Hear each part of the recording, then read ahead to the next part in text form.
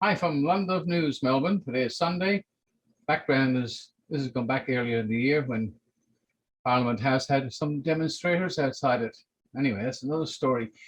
Today's update, if you like, is outsiders. People who may have not seen it. It was published this morning, so it's public knowledge. Some of this will be on YouTube on the Sky News. For the people who haven't seen it and for the ones overseas, it's a must see. It gives you an idea of what's going on. At the end of this, we have a little chat with Daniel Andrews. I mean, he's in disguise, but when you get to the end of it, well, fast forward, wherever you like, have a look. Common law court's going pretty good. I'll just show you some updates. We've got the shoulder patches done. We're just short of money for a lot of things, so if you've got a few dollars, please send it to us. Thanks to the people who send us enough money to pay for them, and they're quite expensive really, so it takes time. Anyway, have a look at the outsiders and share this because it needs to be seen around the world. What applies in America happens here. We're in a one world shutdown, and in Ireland and England, you guys are back to normal, but Australia now is back to the penal days, and it's all unnecessary, and it's sad, and it's criminal. As you will see, some of the stuff you're going to see here is disgusting, and especially in the UK with a young kid. And at the end, don't forget, a quick interview with Daniel, Desperate Dan. Anyway, London News sign off. Thanks for watching, guys. At the end, you'll see information where you can contact and donate. We do need it. We need to get a lot further. And for all those big companies that have been fined a lot of money, we can help you. Anyway, London News sign off. Thanks again for watching. Bye, guys, and subscribe if it's not too much trouble. Bye. The world will die. But is it true? Will we always have Paris? Doesn't look like it. Certainly not the free-loving Paris I spent part of my childhood in. This week we saw the French police checking the vaccine passports of ordinary people going about their daily business, doing what the French love to do best, idling away a few lazy hours in a Saint-Germain cafe. Not any longer. Now the gendarmerie are busy checking your vaccine passports right across France. Contrôlez vos passes sanitaires, s'il vous plaît. Voilà. Avec une pièce d'identité.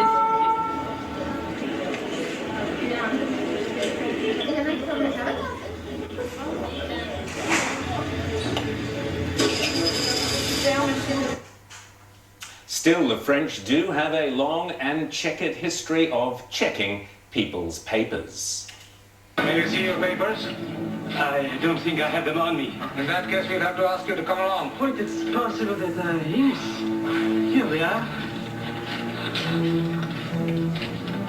These papers expired 3 weeks ago. You'll have to come along.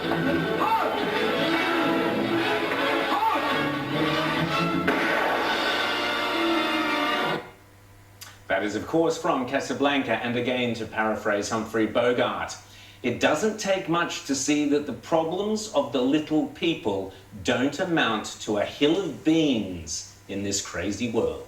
He was presumably talking about Australia in 2021, where the problems of the small business people, the shop owners and cafe owners trying to feed their families in Western Sydney and elsewhere, the grey nomads made refugees in their own land, the everyday Aussies battling to earn a crust, certainly do not amount to a hill of beans as far as the premiers are concerned in crazy old Australia, as we reveal in Outsiders News. Well, James and Rita, Gladys has declared war on COVID, or has she declared war on the people of New South Wales? Have a listen to her police commissioner, Mick Fuller. The New South Wales Police Force will launch Operation Stay at Home Sunday at midnight. New South Wales Police will be supported by the Australian Defence Force. As you know, there are already 300 men and women of the ADF on the ground, and an additional 500 will come online from Monday. There's a whole range of other health orders that we can use against you. I closed the first business this morning, a cafeteria at Leichhardt, for 14 days for continual breaches of the health order, and I won't apologise that more businesses will be closed over the next 21 days. There are 1,400 men and women in the New South Wales Highway Patrol who now will be dedicated to COVID compliance duties on our roads. You would have seen roadblocks both south and north over the last couple of days, and across Greater Sydney and into regional New South Wales. Expect to see more roadblocks where we'll be checking with compliance. James, this is tyranny. This is disgusting. The rest of the world is laughing at us. I cannot believe that a police commissioner does not care about the jobs he is destroying and the lives he is destroying. James? Well, I'll tell you what, Rowan, I think I'd like to propose a new motto for New South Wales. Beatings will continue until morale improves, or maybe beatings will continue until the COVID numbers hit zero. Yesterday, Gladys Berejiklian at her press conference said that this was the darkest day of the pandemic. She was referring to case numbers, but I think that there is also a case to be made that it was a dark day because this was the day that the government, as I predicted and said 4 or 5 weeks ago on this program, had both lost control of the pandemic, but also lost control of the political response to this. I want to quote what Gladys Berejiklian said in the press conference. She said, quote, "I just want to assure the community that not only will the police commissioner receive what he wants in terms of additional powers or additional resources, but more than what he needs and wants." What Gladys Berejiklian said there, and she said it over and over again in the press conference when it was about things like the singles bubble, where you will now need to register your intimate partner with the government if you are in one of those bubbles, where it is now about 5 kilometers versus 10 kilometers, where there are restrictions on outdoor activities, even though she said herself there's really no evidence that outdoors is at all dangerous. All of this, she said, was about making it easier for the police, not about controlling the coronavirus, which is absolutely important. But what she's talking about doing now isn't about controlling the coronavirus. It is about simply control of the people. And she has lost control, I think, of the government here, because what I'm told and what the tea leaves suggest to me is that Kerry Chant, there was a lot of talk that the chief health officer was, looking to quit because she was unhappy with the response. So, as a result of that, Gladys Berejiklian caved and said, all right, well, now we're just going to go really hard with the enforcement, but that's not medically or scientifically sound. People are very sympathetic to doing what they're supposed to do because of health advice. But if it's about enforcement and giving the police more powers, that means that people are going to be a lot less likely to comply, and ironically, this is going to wind up causing a lot more scofflaw behavior, I think, than it will actually wind up leading to compliance and a bringing down of case numbers. Rita, let's go through these fines. A $5,000 fine for breaches of home quarantine, $5,000 on-the-spot fines, $3,000 on-the-spot fines. Rita, a $5,000 fine to a person could crush them and their family for months to come, destroy their business, destroy their life. I cannot believe this. Well, these crippling fines are being announced just when people can least afford them. And $3,000 on-the-spot fine for breaching the 2-person exercise rule, does that seem proportionate to you? It's a police state, and then the Premier is quite open about following the advice of the police as opposed to supposedly the best medical advice. So it's all about making enforcement easier for the constabulary than actually what's possibly in the best interests of New South Wales. And I can tell you in Victoria here, we're being told now that our current lockdown, which has already been extended once, is likely to be extended again, possibly into September. And remember, Premier Dan Andrews told us you only get one chance to lock down hard, lock down early. That's what Victoria did. But the case numbers aren't diminishing. They're sticking around the same level when we went into lockdown. And so we're going to be in lockdown for some time as well. And I think that's an important note to remember, because with this Delta variant, it is far more infectious. And this notion that New South Wales can get to a COVID zero by just being tougher, I think is just naive. Well, James, we heard this half-wit Mark McGowan talking to Andrew Clennell earlier, saying he believes he's God, he believes he can get to zero COVID, and he's slamming the borders shut. It's what happens, James. Rita quite rightly says that this is the Delta version is contagious. What happens when the next one, the Kylie version, comes along and it's even more contagious, and we suddenly have 800 people a day rather than 400? In New South Wales, are we going to be slamming $10,000 fines on people, then $20,000 fines on people? We are in a cycle of tyranny that is a disgrace for this country, James. And I'll tell you what, for as much as we can criticize Gladys Berejiklian in here, Mark McGowan is absolutely the worst premier in the country, and he confirmed that just a little while ago on this network. He told Andrew Clennell, political editor of Sky News Australia, that they don't expect to hit 80% until sometime next year. Now, WA's vaccination program is well behind all the other states, and he said that even once you hit 80%, that the goal should still be zero COVID elimination. Now, I can't think of a better way to encourage vaccine hesitancy than to tell people that getting vaccinated ultimately doesn't matter, because you will still be in the endless cycle of lockdowns and restrictions that the jab is supposed to get us out of, that is supposed to be part of the national agreement. And this also shows, of course, the great weakness of the national cabinet, which we've talked about a lot on this program, and of course that 4-phase program that the Prime Minister came up with to get us out of the pandemic, because of course the issue, as I have said since the very start, is that, well, any state that doesn't want to play ball and wants to handbrake the country can do so. So Mark McGowan, take a bow. Congratulations, you're cracking up the Federation. Well done. I hope you're proud of yourself. Rita and James, we've talked about the cruelty to businesses, which is crippling, and to livelihoods. But the human cruelty going on in the name of COVID is just sickening. As I said, the rest of the world is looking at us in horror. We should hang our heads in shame. But Rita and James, talk us through a couple of the worst examples. For example, in Queensland, Anastasia Palaszczuk, of cruelty under the name of COVID. James.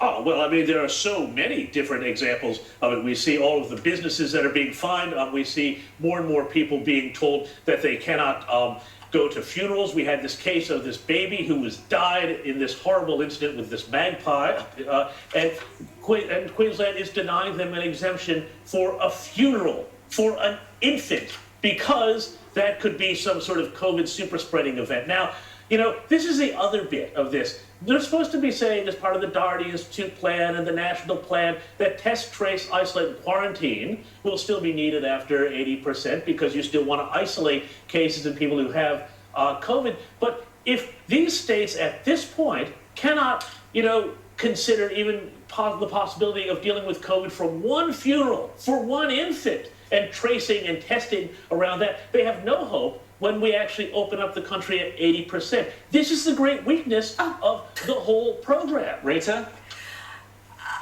I just scoffed at that, because Mark McGowan might be a clown, but at least he's an honest clown. I think the notion that we're going to open up at 80% vaccinated is, again, naive.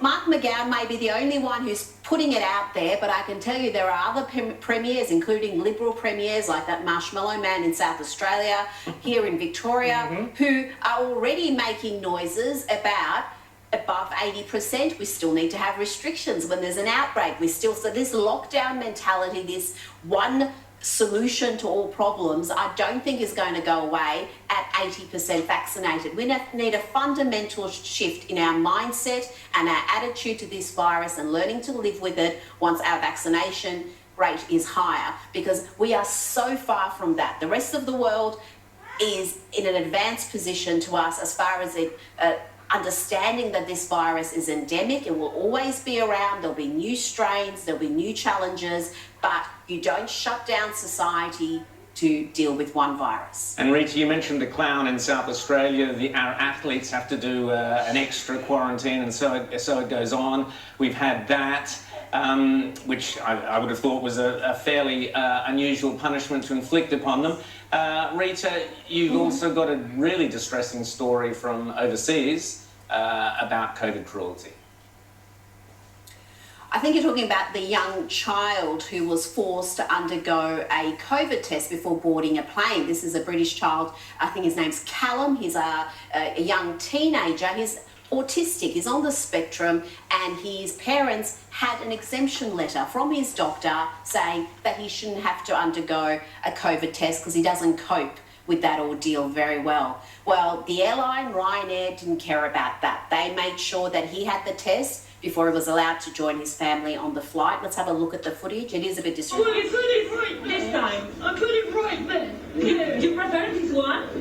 I've trialled with ADHD and autism. We're not in the... Refused Ryanair We are... flight, Okay? even with No, GP you prefer letter this one? stating exemption. Not good enough for Ryanair test. This one only? This This one is what only? has to happen to get on a Ryanair flight. Dile que pase ya vas a hablar inglés. Si no me I've trialled with autism and ADHD. Ok. A ver, dile que no se preocupe, que vamos a hacerlo en el mismo. Is this 1 second, okay? You have to be still, okay? Otherwise it will take longer. Come on then, quickly, last chance, go, go, do it. You're the man, you're the man. Yeah. You're the man, you're the man, you're the man, you're the man, you're the man.